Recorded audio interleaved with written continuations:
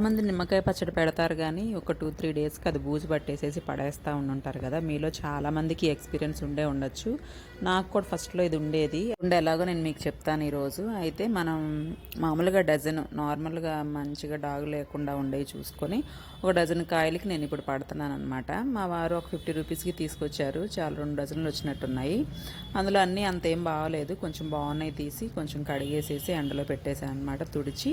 ఇంక ఇలా కట్ చేసేసాను. కట్ చేసేసి నేను ఈ డబ్బా ఉంది కదా! దాంతోటి ముప్పావు కప్పు సాల్టు, అరకప్పే కారం వేస్తాను. కారం ఎక్కువ తినరు. ఇంకా హాఫ్ స్పూన్ మెంతిపిండి, ఆవపిండి వేసుకున్నాను.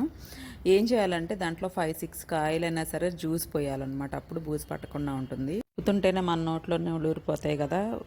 లెమన్ పచ్చడికి ఉన్న పవరే అదనమాట. చిన్నపిల్లలకు కూడా పెట్టచ్చు. పెరుగన్నంలో నంచి చాలా మంచిది కదా! లెమన్ పికిల్ తప్పకుండా ట్రై చేయండి.